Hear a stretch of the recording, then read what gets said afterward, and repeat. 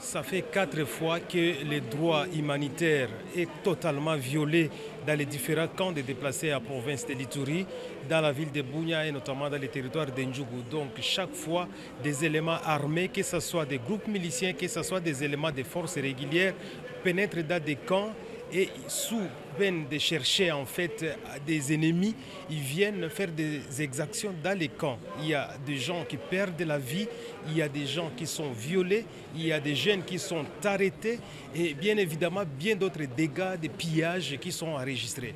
C'est vrai que nous ne refusons pas que les services de sécurité fassent leur travail pour dénicher tous les criminels ou les collaborateurs des criminels, mais il faut que cela se passe dans le respect des droits humains, dans le respect des droits internationaux humanitaires.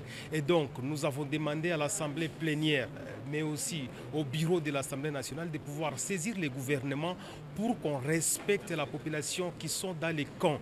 Ainsi, nous sommes en train de demander à ceux qui est des sorties des camps, de contrôler les sorties et les entrées dans les camps et qu'on puisse quand même détacher des services de sécurité, notamment des policiers qui vont garder ces camps-là pour qu'il n'y ait pas n'importe quelle personne qui vienne entrer pour régler des comptes. Et nous voulons aussi qu'on développe plus des renseignements qui permettront à ce qu'on déniche les criminels qui sont dans les camps d'une façon civilisée, que chaque fois de boucler les camps et le matin, il y a des tirs d'armes de partout et les gens sont obligés de fuir, de passer la nuit en dehors du camp au lieu de pouvoir rester dans les camps. Donc c'est une violation grave et moi j'ai été saisi vraiment par ma base et là, c'est tant aussi la situation dans d'autres parties de la RDC à l'est du pays pour que les camps soient protégés. Et nous sommes en train de regretter tout haut que la MONUSCO, la mission des Nations Unies qui est sur place, qui est censée aussi sécuriser les camps, parce qu'il y a eu beaucoup de déclarations internationales sur la sécurisation des camps par les Nations Unies, cette mission ne fout absolument rien, observe aussi ces différentes violations.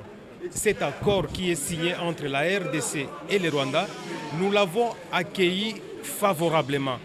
Vous savez, il y a beaucoup de non-dits, c'est vrai dans cet accord-là, mais nous devons privilégier pour le moment la vie humaine. Je voudrais dire quoi? C'est vrai que les accords n'ont pas explicité, par exemple, certains mécanismes. Je parlerai aussi des violations des droits de l'homme, mais aussi des réparations au niveau de cette zone qui est meurtrie par les combats. Mais nous devons protéger d'abord la vie de notre population. Et ce qui est important, même s'il y aura aujourd'hui concession, mais ce qui est principalement pour nous important, c'est pouvoir protéger la vie. Il faut d'abord que la guerre s'arrête.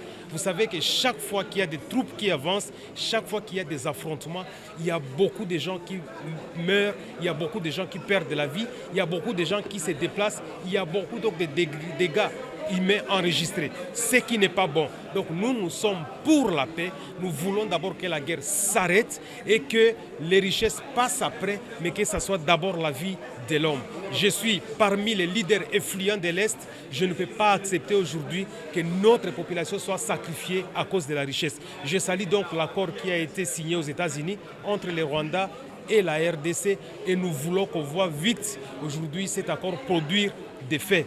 Et nous sommes aujourd'hui en train de condamner ce qui vient de se passer même dans la partie Est, où on sent qu'il y a encore des affrontements qui continuent. C'est inadmissible, ça doit s'arrêter.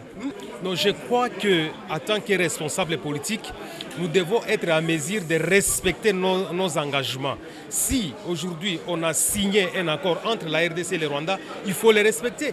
Tout le monde sait que la guerre qui se passe à l'Est, c'est le Rwanda qui est aujourd'hui le parrain, c'est le Rwanda qui appuie le M23. Et donc si le Rwanda s'est engagé en faveur de la paix, pourquoi le Rwanda ne peut pas autoriser à ce que les M23 arrête ces offensives-là, parce que nous savons que c'est le Rwanda qui est derrière tout ce qui se passe. Et donc, nous, on aurait voulu que le Rwanda respecte cet accord, respecte cet engagement et qu'il demande au M23 de stopper les offensives. Parce que nous avons des comptes à rendre entre nous, les Congolais. Il y a des choses que nous pouvons parler entre nous en interne, mais nous ne voulons pas l'influence extérieure de ce qui se passe en RDC. Donc, s'il y a des Congolais au sein des M23, il y a le processus de Doha qui est là, qui continue à fonctionner normalement. Et donc, il faut que la guerre s'arrête et que les deux parties suivent les accords. Et c'est ce que nous souhaitons du côté congolais et même du côté rwandais.